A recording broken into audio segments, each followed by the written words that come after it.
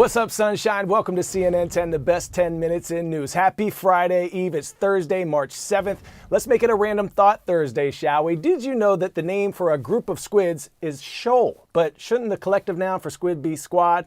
Much better. I love my squad, my CNN 10 family. Hope you're having a wonderful day. We start by heading to one of the most contested regions in the world, the South China Sea.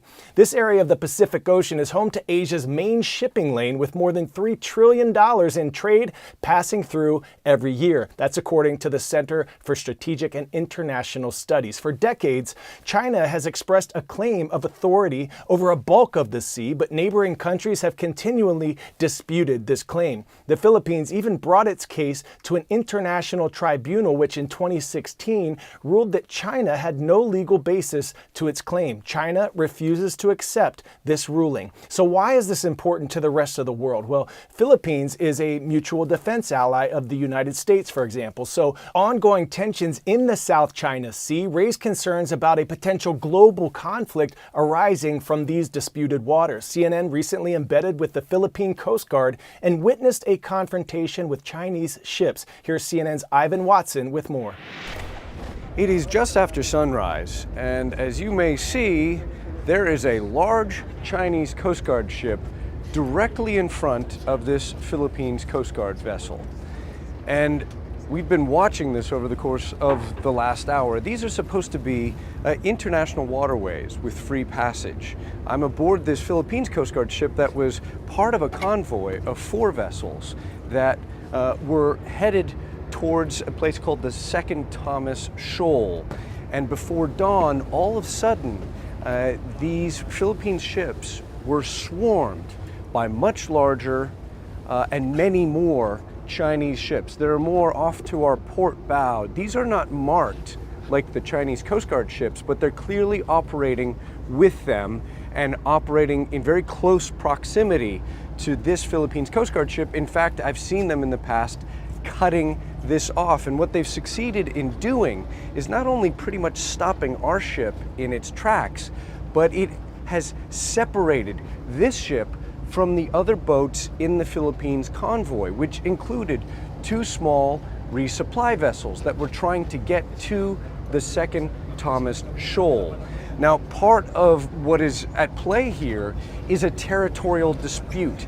That shoal, the Philippines claims, is part of its economic exclusion zone. China, though it is much further geographically from this area, claims it for itself and clearly tries to stop Philippine ships from getting to it. We're completely encircled by a fleet of Chinese ships, at least 14 that I've counted.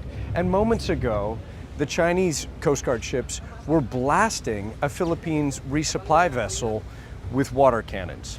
It is clearly, by swarming this ship, a show of force and a show of intimidation, and it is physically stopping vessels from another country from being able to move forward through this international waterway. Pop quiz hot shot. Which country became the second independent nation in the Americas after the United States? Mexico, Haiti, Canada, or Puerto Rico? If you said Haiti, you are correct. Between 1791 and 1804, freed and enslaved Africans waged the Haitian Revolution, resulting in an independent country free from French rule. Our next story takes us to Haiti. The United Nations has tracked waves of crime and unrest across the country ever since the assassination of its former president, Jovenel Moise, back in 2021. Ever since, societal conditions in the Caribbean country have deteriorated, with anti-government protests increasing and many Haitians calling for a general election to install new leadership. But Prime Minister Ariel Henry, who came to power after a power-sharing agreement was brokered in 2022, says he can't step down until the country is secure enough to hold an election. Meanwhile, gangs control nearly 80% of Port-au-Prince, Haiti's capital, and are fighting for more control, according to the UN. A recent surge of coordinated attacks featured armed groups burning down police stations and freeing prisoners while the prime minister traveled out of the country. These latest attacks prompted Haiti's government to declare declare a state of emergency as 15,000 people were forced to flee their homes, adding to the more than 300,000 people already displaced by gang violence. This is just a brief high-level view of what's going on in Haiti, so let's go to our David Culver, who has witnessed this situation firsthand. So we're like a block away? Yeah. It's as close as we can get driving. So we layer up and walk. Oh yeah. You can already smell it. Wow, look at people just still making their commute as tires are burning right in the middle of the street here. No police barricade, no firefighters. Most seemingly unfazed. These flames have been burning for several hours. Haiti has been engulfed in turmoil for years.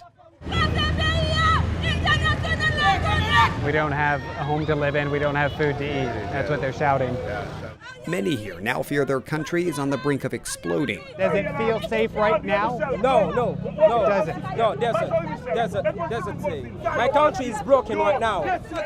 These folks blame the current government and Prime Minister Ariel Henry, appointed following the assassination of President Jovenel Moise in 2021. They want Henry to go, but he says he's not yet ready to step down. This as panicked street shootouts like this one have become a near daily occurrence.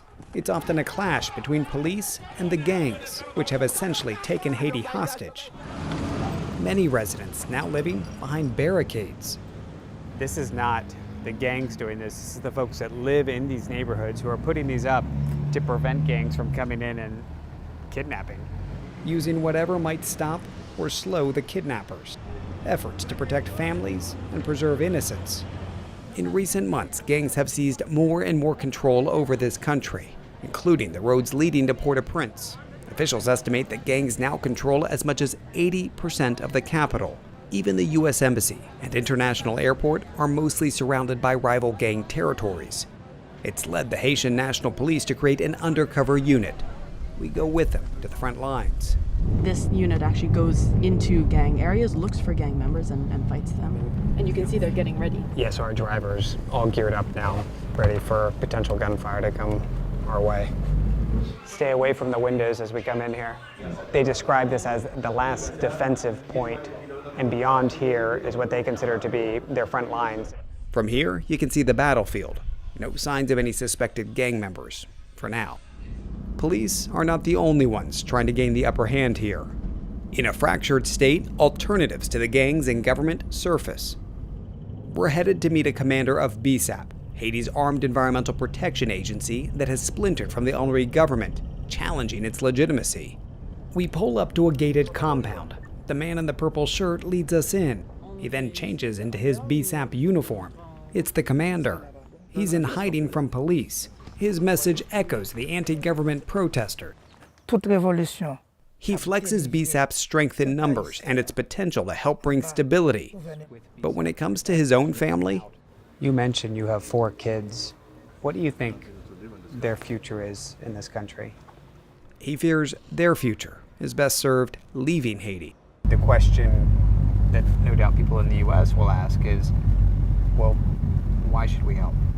Well, there are 2 reasons why you need to help. First of all, it's on humanitarian grounds. But then there's also our own self-interest in the U.S. So the longer you wait to act on Haiti, the more migrants there will be on our southern border. It's that simple.